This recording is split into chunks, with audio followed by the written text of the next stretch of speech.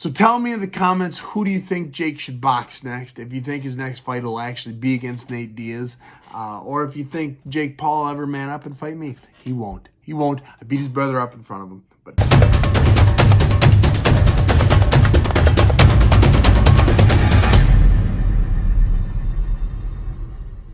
hello, fellas and fellaritas. I got to talk to you about Nate Diaz and the level of respect I have for him. He is an icon of the sport. He has done things in the sport that I could have only dreamt of.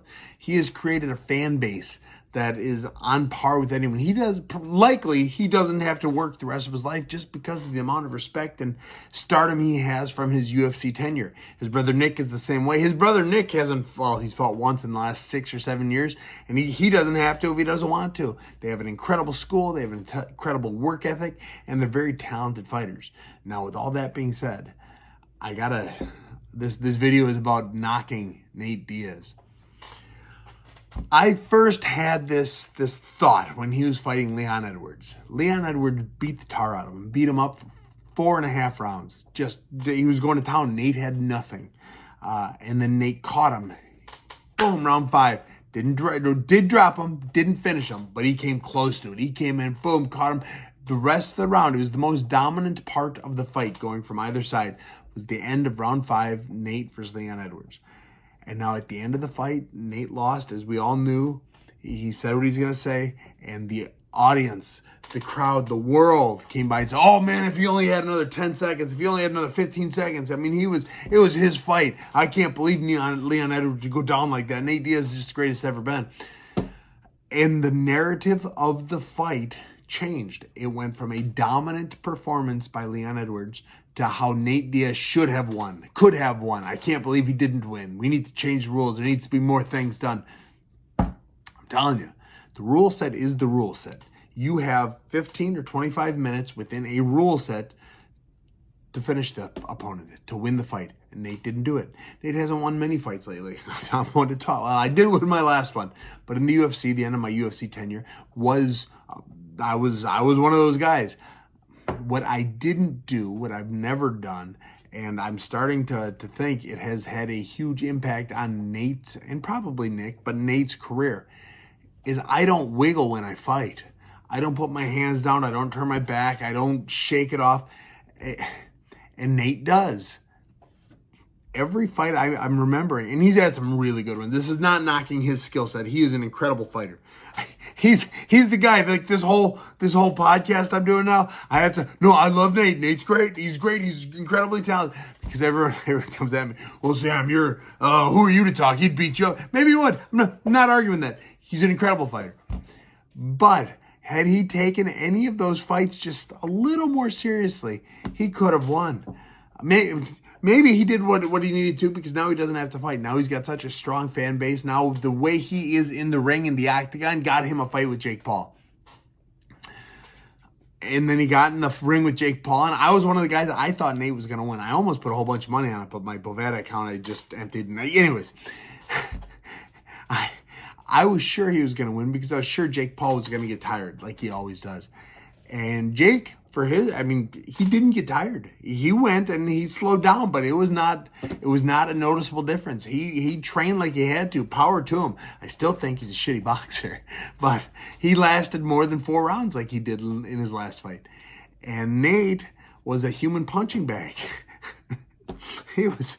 I tuned in, and he's going. It's like, oh, he's getting hit. Oh, he's getting hit. Oh, ooh. And everyone keeps talking about his iron jaw and his this and that. It's like, dude's I've got a good jaw, and I wish no one knew. I wish. Someone just texted me. I have a good jaw, but I wish nobody knew. I wish nobody knew that I had a good job, because that just means I get hit a lot and didn't fall over. Nate gets hit a lot and doesn't fall over. And so people now know he's got a great jaw, a really tested jaw. And everyone keeps saying Jake Paul has power. Jake does not have power. Jake's fighting 50-year-old men that are a lot smaller than him. He does not have power. He's athletic youth who has all the money in the world. So the fight was actually entertaining. But what bothered me was Nate was losing that fight, almost the whole fight. I think he won 3 rounds. He was losing most of that fight. And still, he would taunt. He'd put his hands down. He'd act like he was hurt. He'd say, oh, turn his back on him. He did everything I would beat my amateurs up for doing. Now, people love him. And what he does works, because what's the narrative now? What's the narrative? Oh, Jake had that choke, or Nate had that choke in on Jake. He had it. He was gone. He could have finished. It wasn't in the rules. No shit.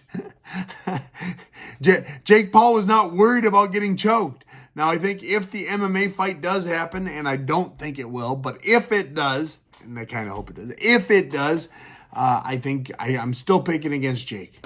I think Jake will try and stand up. He'll make it so Nate has to shoot. Nate's never been a great shot. Maybe he'll Uchimata or roll for ankles and stuff. Or maybe Jake will get overzealous and jump on top and get submitted. He will get submitted by Diaz. But Nate changed the narrative by not fighting correctly. All anybody talks about now is how he could have choked him, how he had that choke, how he was just toying with him. You know what would have been better than making people think you could win an MMA fight? Winning a boxing fight when it's there. It was yours. You are the better striker. You are the better boxer. You are far more talented. I know you're 40 or 41. I know you're far older. I know you're a weight class smaller than him. I know there's a lot of things going into that fight as to why Jake picked you and why Jake would never pick me. I'm not 40 yet. I'm getting there. 37. But watching Nate Paul clown around while he was getting his face punched in bothered me so much. And it just made me go through, okay, Leon Edwards, you did it. Who else did he do it to? He did it to Jorge Masvidal. I always do George Masvidal. He did it then. He does it in every fight I can truly remember. Is he goes in there and he horses around when he starts losing.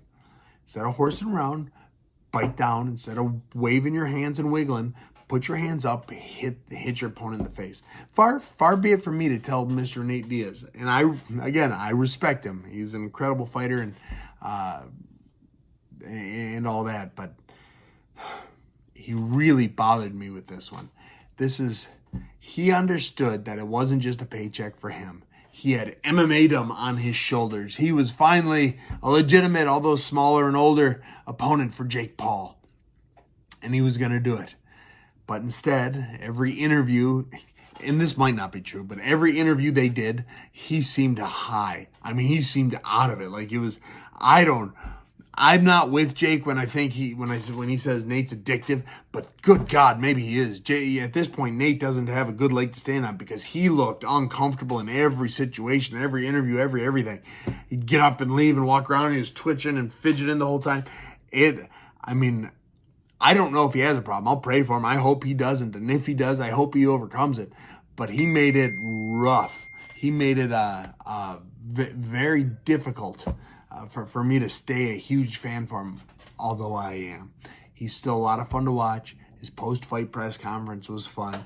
I said on TikTok, he's got the strangest way of mumbling through every post and pre press conference and still making people want to watch him. Like, he'll do a press conference. I will have no idea of what he actually said. And at the end, it's like, all right, let's go. Woo, let's go, Nate. So it's just him. He's an incredible talent that way. And I don't know if it's all an actor, if that's really who he is. But it was on overdrive, this entire fight lead up and then during the fight. So tell me in the comments, who do you think Jake should box next? If you think his next fight will actually be against Nate Diaz. Or if you think Jake Paul will ever man up and fight me. He won't. He won't. I beat his brother up in front of him, but he won't. I just like throwing it out there. I can jab you from my couch, Jake Paul. You're out there fighting, I'm sitting in my garage. So I'll jab the hell out of you from here. Thank you guys for watching. I appreciate every view and I appreciate every comment. I'm getting close to the monetization. I couldn't have done it without you. So I thank you all. Have a wonderful night.